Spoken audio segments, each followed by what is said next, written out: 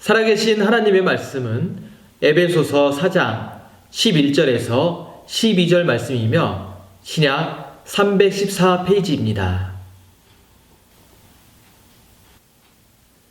그가 어떤 사람은 사도로, 어떤 사람은 선지자로, 어떤 사람은 복음 전하는 자로, 어떤 사람은 목사와 교사로 삼으셨으니 이는 성도를 온전하게 하여 봉사의 일을 하게 하며 그리스도의 몸을 세우려 하심이라. 아멘. 이어지는 순서는 생명의 말씀 시간입니다. 우리 목사님께서 하나님 나라의 배우들이라는 제목으로 선포하시는 말씀에 아멘하여 큰 은혜 받으시기 바랍니다. 올해 인생을 살아감에 있어서 정말 파란만장한 인생을 살아갑니다. 그래서 흔히들 우리가 비유하기를 인생은 마치 드라마와 같아, 연극과 같아, 영화와 같아 이런 표현을 하곤 합니다.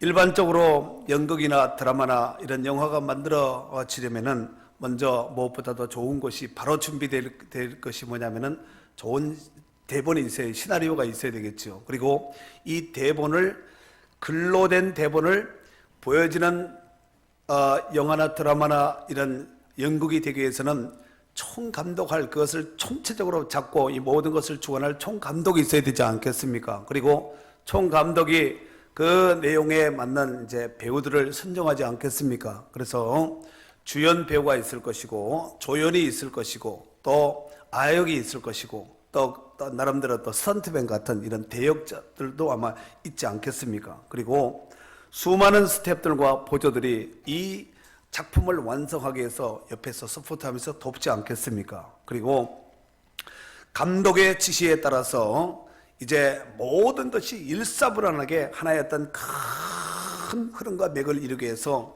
거기에 각기 자기 맡겨진 배역을 따라서 일사불란하게 움직이겠죠. 그리고 감독이 큐와 함께 배우는 그 자기 인생을 사는 것이 아니라 그 내용에 담겨져 있는 배우의 삶을 사는 것이 아니겠습니까? 그리고 배우의 역할을 감당할 정도뿐만 아니라 그 배우의 삶을 살아서 그 사람이 되어서 정말 피를 토하고 땀을 쏟고, 그렇죠, 이런 모든 시간을 투자해서 드디어 이제 한 편의 드라마나 영화, 연극이 만들어지는 것이 아니겠습니까? 문제는 그것이 다 완성되고 작품이 완성되고 다 만들어졌다 할지라도 그것이 다 흥행작을 이루는 것이 아니라는 것입니다.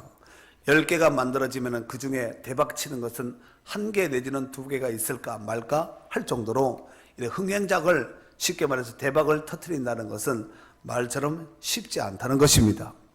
사랑하는 성도 여러분, 저는 이런 드라마나 영화를 찍는 이 모습을 보면서 이것을 영적으로 한번 우리 교회 또 영적으로 한번 대입을 시켜 보았습니다. 좋은 감독자 되시는 하나님께서 각 시대를 주시지요. 그리고 각 시대마다 이제 하나님의 역사하시는, 선한 손길로 역사하시는 그 손길을 따라서 배역을 맡길 사람을 세웁니다. 물론 그 중에서는 스타급 배우가 있을 것이고, 또 조연이 있을 것이고, 엑스트라 같이 잠깐 반짝하다가 사라지는 사람도 있을 것이고, 또 이 영화나 드라마에 전혀 얼굴이 나타나지 않는 스태프들이 있지 않겠습니까? 뒤에서 서포트하는 이런 돕는 손길들이 있지 않겠습니까? 그렇지요. 그래서 드디어 이제 하나님의 거대한 이 거시적인 역사의 페이지가 한 페이지 한 페이지 만들어져 나가서 역사가 되고, 이제 지금까지 우리가 그 역사 가운데 살아가고 있는 줄로 믿습니다. 그래서 옛날 우리 국민교육 현장에도 보면은 우리는 민족 중흥의 역사적 사명을 띠고 이 땅에 태어났다. 여러분, 우리가 이 땅에 태어나면 역사적인 사명이 있다는 거예요. 그냥 어쩌다가 실수로 태어난 것이 아니라 어쩌다 태어나니까 이런 시대인가 보다 한 것이 아니라 하나님께서 우리 시대 가운데 필요하기 때문에 하나님께서 우리를 이 시대에 태어나게 하시고 이런저런 사명을 주셔서 그 사명을 감당할 수 있도록 은혜 베풀어 주신 줄로 믿습니다. 그리고 태어나게 된 그 인물을 통해서는 하나님께서 역사의 무대, 거대한 대동맥이 쫙 이제 흘러감에 있어서 그 사람을 통해서 어떤 사람은 주연급 스타가 되어서 정말 그 사람을 통해서 역사의 한 획을 팍팍 긋기도 하고, 또 어떤 사람은 악역적 이 악한 악역을 맡아서 정말 많은 어떤 공동체나 주인공을 괴롭힌다든가 내지는 그 시대 가운데 차라리 태어나지 않았으면 좋겠다 할 정도로 이런 악역을 맡은 사람도 있습니다. 그리고 이제 한두 번 쓰임 받다가 다시는 무대에 나타나지 않는 엑스트라 이런 또 조연도 있지요. 여기서 중요한 것은 온 우주의 역사와 국가의 흥망성쇠와 개인의 생사복을 주관하시는 좋은 감독자 되시는 이 하나님께서 이 키를 지휘봉을 쥐고 있다는 것이요.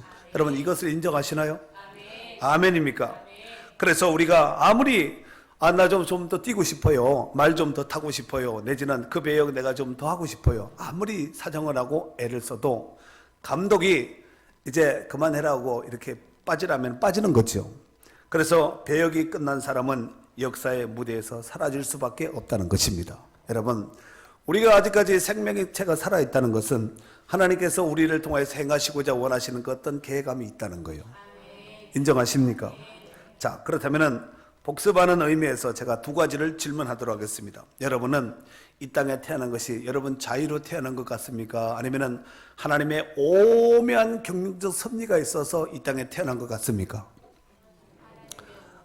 그러면은 여러분들은 역사적인 사명감을 가지고 태어난 줄로 믿습니다. 자, 그리고 하나님께서 여러분에게 어떤 배역을 맡겨주셨다고 생각하십니까? 저는요, 지난 주간에 우리 목회자 영성대회가 총회 주간으로 여기 홍천 이제 비발디에서 있었는데, 대명 콘도에서 있었는데, 저랑 이제 같이 한 방을 쓴 우리 서기 목사님하고 둘이 이제 같이 잠을 자게 되었는데, 제가 이 설교를 준비하면서 제가 그렇게 한번 서기 목사님한테 제가 물어봤어요. 서기 목사님은 하나님께서 역사적인 사명감을 가지고 이 땅에 태어나게 하지 않았느냐? 그러니까 맞다는 거예요. 그러면은 하나님께서 만약에 영화나 드라마 같은데 배역이 있어서 주인공이 있고 조연이 있고 아역이 있고 그 다음에 엑스트라가 있고 뭐 이런 사람이 있는데, 목사님은 이 시대 가운데 하나님이 어떤 배역을 맡긴 것 같냐고 제가 물어봤어요. 그랬더니 그분이 뭐라고 대답을 하냐면은, 나는 아무래도 이 어르신들, 노인들, 할머니, 할아버지들 이 사역을 하나님께서 나에게 맡긴 것 같다는 거예요.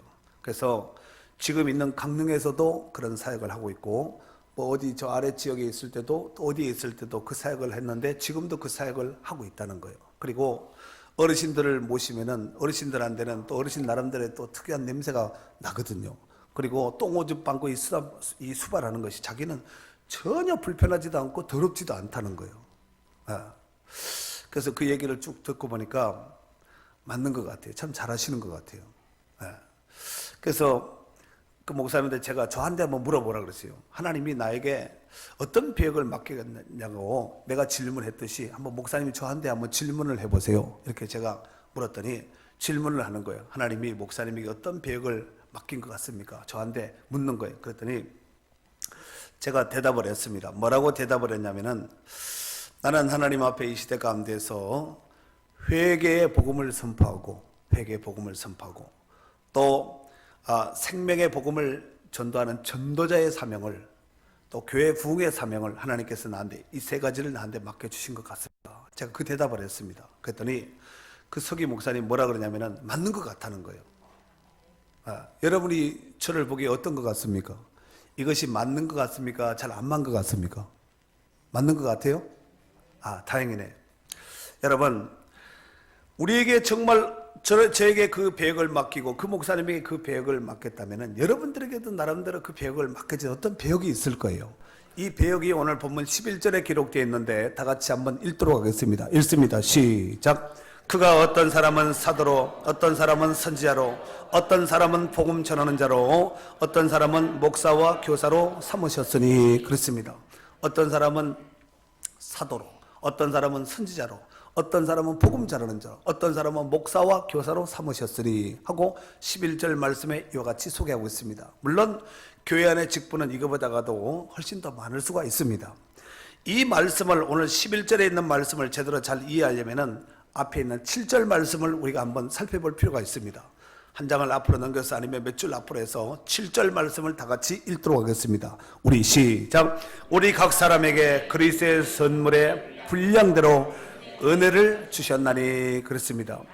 우리 각자 사람에게 그리스도의 선물의 분량대로 은혜를 주셨다는 것입니다. 여러분 이것을 인정하시지요? 여러분 여기서 은혜를 주셨나니 했는데 이 은혜라 하면은 카리스라고 말을 합니다. 헬라어로 카리스라고 하는데 이 카리스라는 것은 하나님께서 그저 공짜로 주는 것을 은혜라고 말을 하는 거예요.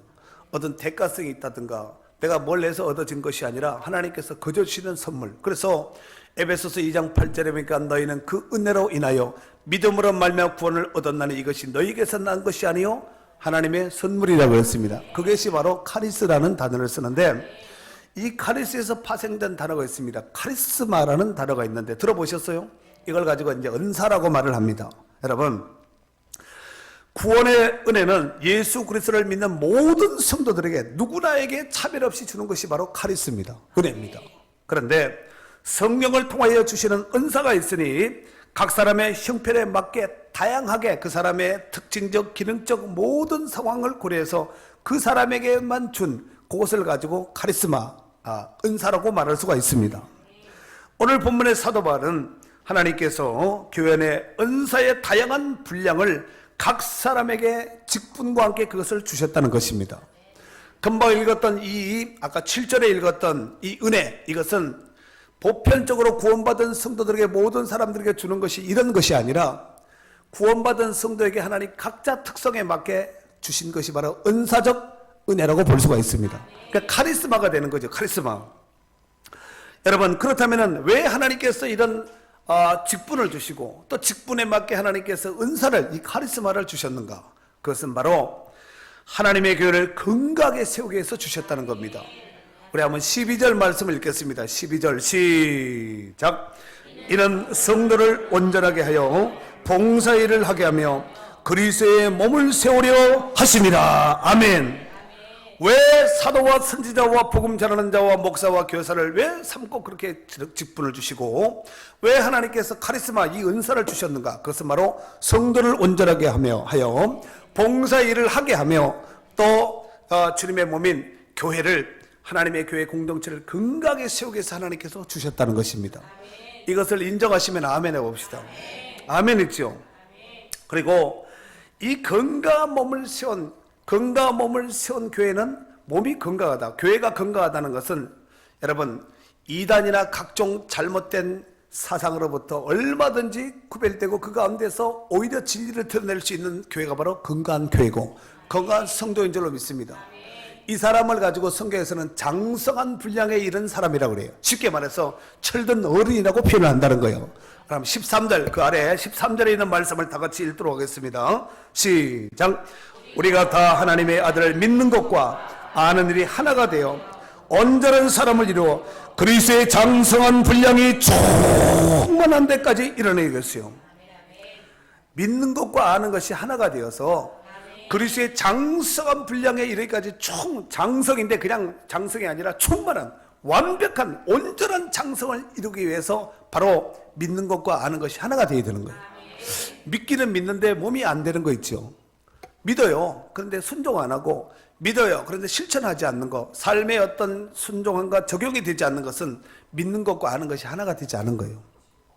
정말 내가 믿는다면은 현장 속에서 그 믿음이 말한 대로 생각한 대로 그대로 되는 것이 바로 진짜 믿음이 있는 성도인 줄로 믿습니다. 아멘이죠.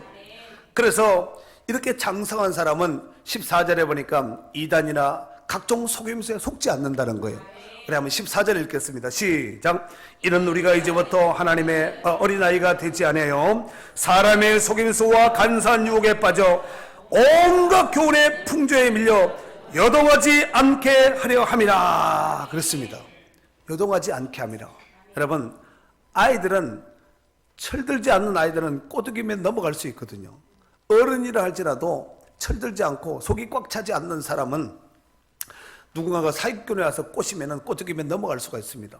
여러분 성도들 가운데서도 철들지 않는 성도, 믿음이 견고하지 못한 성도, 내게 내 목자가 내 말씀과 내 하나님 이 어떤 구원관이 분명치 못하면은 이단이 오면 싹 꼬시면 넘어간다니까요. 그거보다 더 좋은 것이 있어. 교회에서 맛보지 못한 뭐가 있어 하면서 꼬드기면은 진짠가 하고 이렇게 또 이렇게 귀를 기울이고 마음을 빼앗기는 경우가 있다는 것입니다. 따라해 보세요. 이상하면 수상한 것이고 수상하면 어떻게 해야 돼요? 신고해야 되거든요. 근데 이상하면 수상한 것인데 이상하다 하면서 가는 거지요. 수상하다 하면서도 신고하지 않는 거예요. 그 결국은 자기 영혼이, 자기 인생이 파멸로 돌아가는 사람들이 어찌 한둘이겠습니까? 여러분, 이상하면 치과 가지 말고 이상하면 수상한 거예요. 수상하면 신고하셔야 됩니다. 그렇게 하면 자기도 살고 그 사람도 살릴 수가 있는 거거든요. 서로가 살아서 윈윈하는 성도들이 되어야 될 줄로 믿습니다. 서로 피차 연합되고 연결돼 서로 붙잡아주고 서로 막 견고하게 안위해서 이렇게 세워나가야 되는데 자기만 살겠다고 남이야 죽든지 말든지 이런 이기적인 이런 성도가 되면 안 되고 이타적인 성도가 되어야 될 줄로 믿습니다. 여기서 우리가 15절 16절에 보니까 잘한다는 단어가 두 개가 나옵니다. 15절 중반절에 보니까 범사에 그에게까지 잘할지라, 16절 하반절에 보니까 그 몸을 잘하게 하며, 이 잘한다는 말이 나오는데 여러분, 여기서 우리가 두 가지 잘함에 대해서 한번 생각해 봐야 될 필요가 있다고 생각합니다. 첫 번째로는 육신적인 잘함. 여러분, 몸이 건강해야 되겠죠.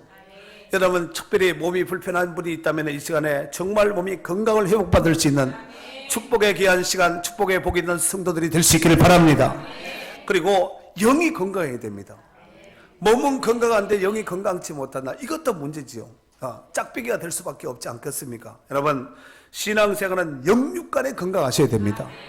영혼이 잘 되고 범사가 잘 되는, 그래서 강건케 되는 이 복이 여러분 가운데도 함께 하시기를 주의 이름으로 축원합니다. 여러분, 육신이 자라기 위해서는 육신의 양식을 먹고 잘 먹어야 되겠죠. 먹고 또 육신의 운동도 하고 또 육신적인 어떤 관리와 육신을 통해서 활동할 수 있는, 정상적으로 활동할 수 있는 모든 것을 하면은 육신이 건강한 사람이라고 말을 합니다.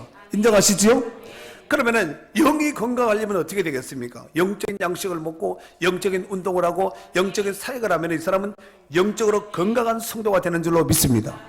여러분, 영적인 운동을 자꾸 하면 어떻게 되겠어요? 영적인 근육이 생기겠죠. 육신의 운동을 자꾸 하면 육신에 근육이 붙지 않겠습니까? 그러면은 비실비실한 사람들이 하지 못하는 힘 있는 사람이 할 수 있는 큰 힘도, 어떤 능력 있는 일도 어려운 일을 척척 해낼 수가 있지 않겠냐, 그렇죠? 마찬가지로 영적인 근력이 생기면은, 영적인 강골이 되면은 어려운 문제도, 영적인 어려운 문제도 척척 해낼 수 있는 정말 성령 충만한 성도가 되어서 하나님의 선한 뜻을 이룰 수 있는 복 있는 성도가 되게 하실 줄로 믿습니다. 그 직분을 받으신 분들은 그 직분을 세상의 그 어떤 것보다도 귀하게 존귀하게 여겨야 될 줄로 믿습니다. 그가 우리에게 주셨다는 거예요. 예수님이 우리에게 주셨다는 거예요. 하나님이 우리 가운데 주셨다는 겁니다. 그러면 그 직분을 귀하게 여겨야 될까요? 함부로 천하게 여겨야 되겠습니까? 귀하게 존귀하게 여겨야 될 줄로 믿습니다. 왜냐하면 그 직분을 우리에게 주신 그분이 귀하고 존귀하기 때문에 그렇습니다. 자, 사도 바울도 이 직분을 귀하게 여겼는데 디모데전서 1장 12절에 보니까 사도 바울이 이런 고백을 했습니다. 나를 능하게 하신 그리스도 예수 우리 주께 내가 감사함은 나를 충성되이 여겨 내게 직분을 맡기심이니, 그렇습니다. 나를 어떻게 여겼다고요? 충성되이 여겨서 내게 직분을 맡겠다는 것입니다. 여러분, 교회 안에 다양한 직분이 있습니다. 어떤 직분을 맡았다 할지라도 그 직분을 나를 충성되이 여겨서 내게 이 직분을 맡기셨다 하는 이 사명감을 가지고 그 직분을 하나님 앞에 신심을 다해서 신실하게 잘 감당할 수 있는 복 있는 성도들이 되어야 될 줄로 믿습니다. 그들을 세우신 이유와 목적이 뭐라 그랬어요? 그리스도의 몸인 교회를 건강하게 세우기 위해서 바로 그들을 세우셨다는 것입니다. 그러므로 건강한 교회는 저절로 세워지는 것이 아니라 건강한 교회의 성도들이, 건강한 성도들이 모이면은 그 집합체가 건강한 교회를 만드는 이미 기본이 된 것이죠. 건강한 교회는 건강한 교회 성도들이 세우는 거예요. 누가 세운다고요? 그럼 건강한 성도는 누가 세워요? 건강한 교회가 세우겠죠. 이게 서로 맞물려 있는 거예요. 서로 맞물려 있는 거죠. 건강한 교회가 건강한 성도를 만들고 건강한 성도가 또한 건강한 교회를 만드는 것인데 이게 서로 맞물려 있다는 것입니다. 사랑하는 성도 여러분, 여러분이 한번 여러분 스스로 한번 생각해 보십시오. 이 땅에 교회가 하나가 세워진다는 것은 하나님 나라에 지점이 세워진 것과 똑같습니다. 하나님 나라의 지점이 세워졌다는 것은 하나님 나라가 그만큼 확장됐다는 얘기가 아니겠습니까? 그렇죠. 하나님께서 얼마나 기뻐하시겠습니까? 하나님께서 지점이 확장되는 걸 기뻐할까요? 지점이 철수되는 걸 기뻐할까요? 확장되기 위해서는 어떻게 되겠어요? 저절로 가만히 있으면 저절로 되는가요? 확장되기 위해서 뭔가 이 직분을 맡은 사람이, 이 은사, 이 카리스마를 맡으신 분들이 그 사역을 온전하게 본질적 사명을 감당할 때 바로 하나님 나라의 지점이 확장되고 하나님 나라의 복음이 확장되어서 지점이 확장되는 역사를 이루게 하실 줄로 믿습니다. 하지만 하나님 나라의 지점이 확장되면 원수마귀는 어떻게 할까요? 슬피 울면서 이를 갈면서 온갖 계략과 방법을 동원해서 그 지점이 확산되지 못하도록, 잘 되지 못하도록 교회 안에서 이간질을 하고 불편함을 주고 시험을 주고 문제를 줘가지고 이렇게 정신없이 이렇게 만든다는 것입니다. 베드로전서 5장 8절에 보니까 근신하라, 깨어라, 너희 대적 마귀가 우는 사자와 같이 두루다니며 너희 삼킬 자를 찾나니 그랬습니다. 여러분, 원수 마귀가 어떻게 다니냐면은 조용히 이렇게 다니는 것이 아니라 우는 사자와 같이, 처음에는 조용할지 몰라도 딱 자기가 이제 먹잇감이 포착을 해야 되겠다, 이제 사냥을 해야 되겠다, 딱 머릿속에 결정되는 딱 그 순간에는 살살 조용히가 아닙니다. 정신없게 만들고 순식간에 그냥 생명을, 숨통을 끊어놓지 않겠습니까? 여러분, 그러나 원수 마귀가 아무리 판을 치고 활동을 한다 할지라도, 우는 사자와 같이 두루다니며 너희 삼킬 자를 찾는다 할지라도 우리가 걱정하지 말아야 될 이유가 있습니다. 그것이 뭐냐면은 우리에게는 대장 되시는 예수님이 우리와 함께 하시기 때문에 그렇습니다.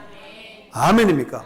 사도행전 20장 28절 말씀에 보면은 여러분은 자기를 위하여 또는 온 양떼를 위하여 삼가라. 성령이 그들 가운데 여러분을 감독자로 삼고 하나님이 자기 피로 사신 교회를 보살피게 하셨느니라.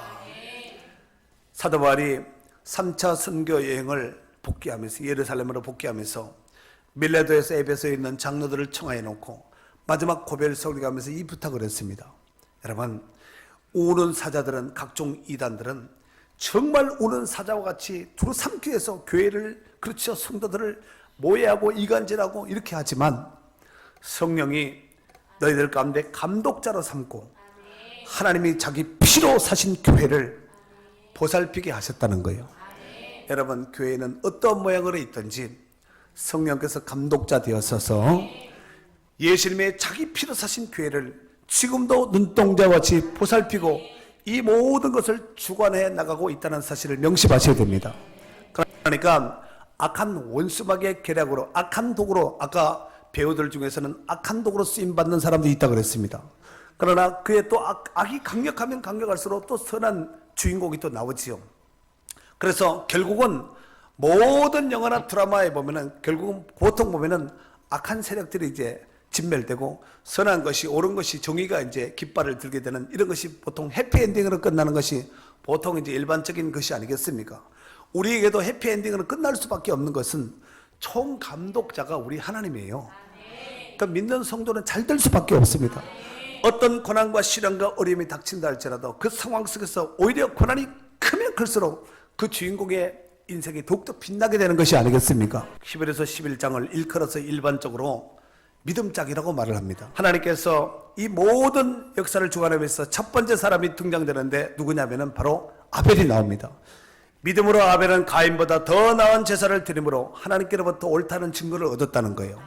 두 번째 해당되는 사람이 누구냐면 에녹이 나옵니다. 세 번째는 노아가 나옵니다. 그 다음에 네 번째는 아브라함이 나오고, 다섯 번째는 이삭이 나오고, 여섯 번째는 야곱이 나오지요. 그 외에 또 요셉서부터 해서 쭉 해서 이제 모세서부터 등장 인물들이 이제 많은 사람이 등장됐죠. 그런데 이 이름 앞에 수식어가 붙여져 있는데, 믿음으로 아무개는, 믿음으로 아브라함은, 믿음으로 이삭은, 믿음으로 야곱은, 믿음으로 요셉은, 믿음으로 모세는, 이렇게 해서 믿음으로라는 것이 그 사람 이름 앞에 먼저 나옵니다. 그러니까 이름보다 중요한 것이 믿음으로 사는 거예요. 믿음으로 살았으니까 거기 기록되어 있지. 만약에 지멋대로 살았던 아브라함은 기록될 이유가 없습니다. 그렇지 않겠습니까? 여러분, 그들의 이름이 10에서 11장에 실리게 된 그 결정적인 이유는 그들의 삶을 통하여서, 그 시대 가운데 그들의 삶을 통하여서 하나님 살아계심과 자기가 하나님의 자녀된 것을, 또 하나님의 자녀로서 사는 그 분명한 신앙적 고백을 하고 삶을 통하여서 많은 사람들에게 보여줬다는 것입니다. 그래서 우리는 그들을 일컬어서 하나님 나라의 배우, 그리고 히브리서 11장에 기록되어 있는 그 사람들은 하나님 나라의 스타급 배우라고 합니다. 무슨 배우라고요? 스타급 배우라고 말을 합니다. 그런데 문제는 이 배우의 역할을 감당하기가 만만치 않다는 겁니다. 그들 가운데 때로는 지치고 힘들고 고통스럽고 낙심할 때가 왜 없겠습니까? 정말 차라리 모든 것을 털고 포기하고 좀 내려놓고 나도 좀 보통 사람처럼 살았으면 좋겠다, 이런 마음을 가질 때가 있었겠습니까? 없었겠습니까? 물론 그들 속에 우리가 들어가지 않아서 속은 잘 모르겠지만 틀림없이 우리가 그들도 사람이고 우리도 사람인지라 이제 생각을 해보면 그 입장에 대해서 입장받고 생각해보면은 그럴 수도 있겠다. 아브라함도 포기할 때가 있었거든요. 그렇지 않겠습니까?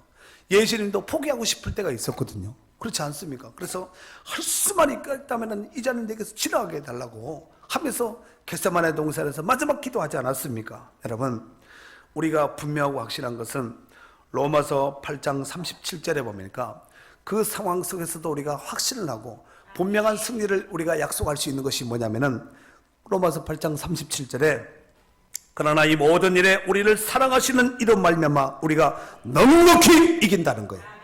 어떻게 이긴다고요?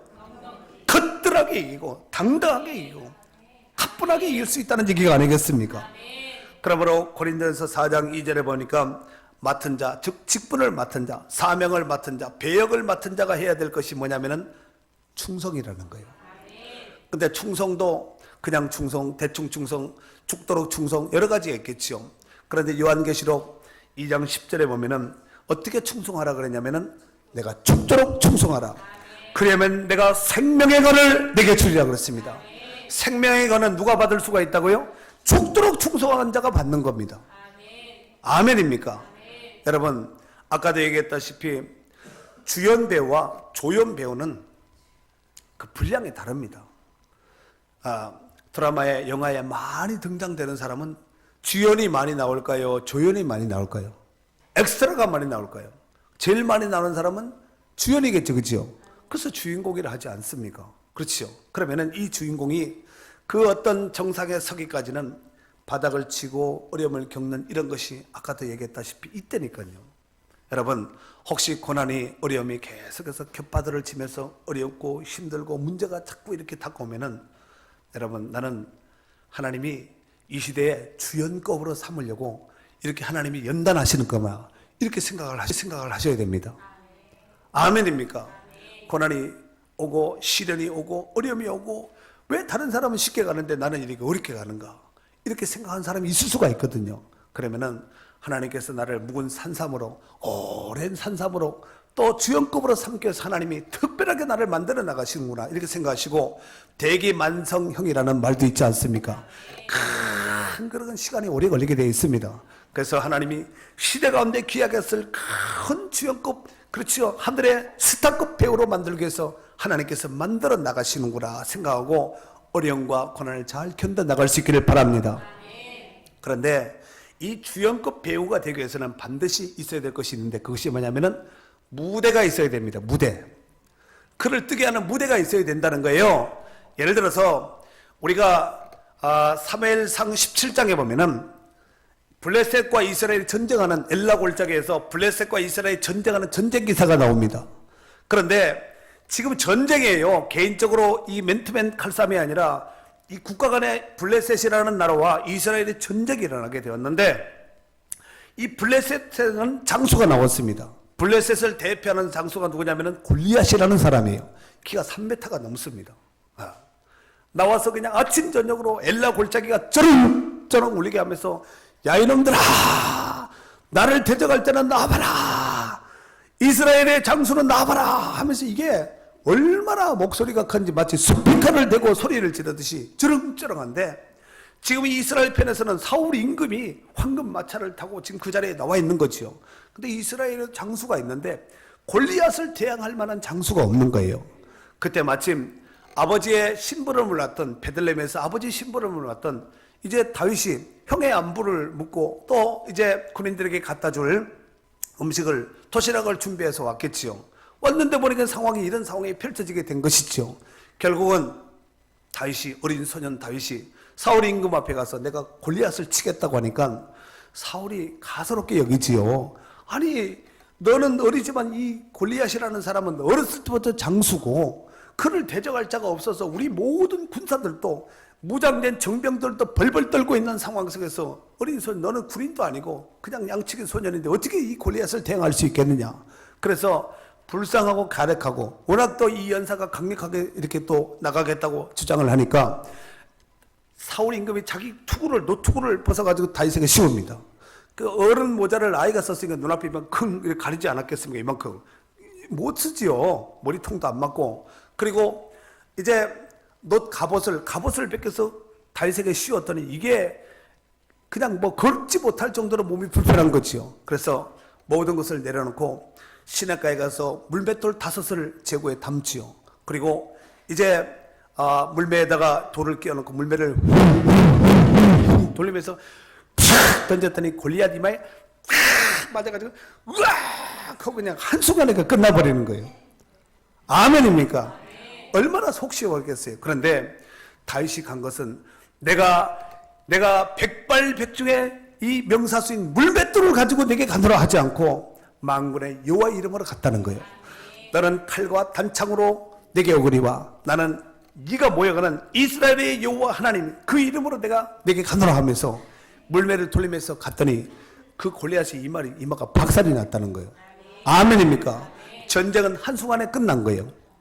그때서부터 시작된 노래가 사울은 천천 다윗은 만만이라는 노래가 여러분 스타급 배우가 되기 위해서는 뭐가 있어야 된다 그랬어요? 무대가 있어야 된다. 무대. 아멘입니까? 여러분 또 구약의 한 사람 요셉이라는 사람은 아버지 집에 있었다면 절대로 총리 대신에 될 수가 없습니다.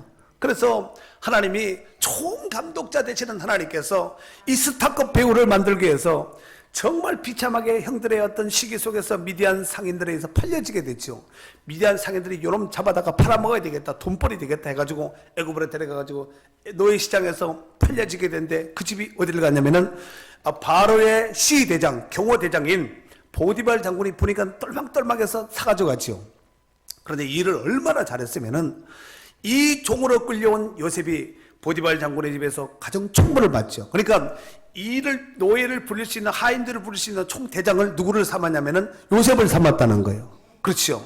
그래서 그곳에서 하나님께서 요셉 때문에 보디발 장군의 집에서 짐승이고 그렇지요. 또 드리고 바치고 논이고 하고 온갖 산천초목의 복을 주셨다는 거예요. 그런데 이 보디발 장군의 아내가 요셉을 꼬드기지요. 그래서 요셉이 결국은 그 모함 속에서 감옥에 갇혀지게 됐죠. 어떻게 본다면 요셉의 꿈은 하나님 총감독 되시는 하나님께서 낮춰도 너무 낮춘 것이 아닌가. 어쩌면 총감독 되시는 하나님께서 요셉을 잊지는 않았을까 했지만 요셉은 그 안에서도 하나님을 의식하고 자기 일에 성실했다는 거예요. 그런데 어느 날 이제 꿈을 잘 해석해주고 술 관원장과 떡 굽는 이 관원장의 꿈을 잘 해석해 줌으로 인해서 그 꿈대로 그대로 되지 않았습니까? 그리고 술 만드는 이 관원장은 복직이 되고 떡 만드는 관원장은 요셉이 꿈 해석한 대로 그대로 사흘 뒤에 이제 목이 잘려서 죽게 됩니다. 그리고 시간이 많이 지났지요. 애굽의 바로가 꿈을 꿉니다. 이상한 꿈을 꿨죠. 여러분 꿈 중에서도 이렇게 자고 나면은 그냥 잊혀진 꿈이 아니라 생생하게 기억되는 그런 꿈이지요. 그 꿈으로 인해서 이 전국에 있는 꿈 해석자들, 주술가들을 다 불러 모아서 꿈을 해석하게 했지만 꿈을 해석하는 자가 한 사람도 없었던 거예요. 그래서 결국은 나중에 술 맡은 관원장이 내가 지난날의 일들을 추구합니다. 여차여차했을 때 그 보디발 장군의 집에서 시대장 장군의 집에 감옥에 있을 때 내가 이런 꿈을 꿨는데 요셉이 그 꿈을 해석해 줌으로 인해서 나는 복직이 되고 떡 만드는 관원장은 이제 목이 잘려서 죽지 않았습니까? 그 꿈을 해석해 주자. 해석했다고 말을 하자 바로가 요셉을 데려오게 하지요. 그래서 바로의 꿈을 잘 해석해 줌으로 인해서 결국은 이다 스타급 배우가 됐지요. 그래서 애굽의 총리가 되었고 당시에 애굽의 총리가 되었다는 건 전 세계 총리가 된 것과 다를 바가 없습니다. 그래서 바로는 왕의 명예직만 가지고 있고 실질적인 실권은 누가 가지고 있었냐면은 요셉이 가지고 있었다는 것이지요. 그러니까 스타급 배우는 뭐가 있다고요? 무대가 있다는 거예요. 여러분 예수님께서 온 인류의 죄를 속죄하기 위해서 갈보리 언덕에서 십자가를 지고 테테레스타이 하면서 십자가에 못 박혀 돌아가셨지요. 여러분 그때 만약에 그 십자가를 지지 않고 죽지 않으셨다면 우리는 어떻게 되었을까요? 여러분 그 예수님께서 그 고통 가운데 고통이 아니라 죽음, 무덤까지 내려가지 않았습니까? 그 무덤에 내려가고 그 죽기까지 복종하신 그것이 결국은 부활로서 의의 부활로서 살아나심으로 인해서 온 인류의 죄인들이 그 예수를 믿음으로 말면서 살아나고 회복되게 된 줄로 믿습니다. 그러니까 스타급 배우가 되기 위해서는 반드시 무대가 있다는 거예요. 그러니까 오늘 우리가 인생을 살아가면서 이런저런 시련의 어려움이 우리 인생 가운데 겪었을 때 큰 고통과 어려움이 오면은 하나님이 나를 스타급으로 만들기 위해서 하나님이 이렇게 하시는구나 생각하고 믿음으로 잘 감당할 수 있기를 주의 이름으로 축원합니다. 야고보서 1장 12절에 보니까 시험을 참는 자는 복이 있다는 거예요. 주께서 약속하신 생명의 멸류관을 그에게 준다는 것입니다. 시험을 참는 자, 고난을 잘 견디고 인내하는 자에게는 하나님께서는 약속하신 생명의 멸류관을 주리라고 말씀하셨습니다. 이 복된 생명의 멸류관의 주인공이 되기 위해서는 시험과 환난과 이 어려움을 잘 극복할 때 바로 스타급 배우가 되는 것입니다. 멸류관의 주인공이 되게 하실 줄로 믿습니다.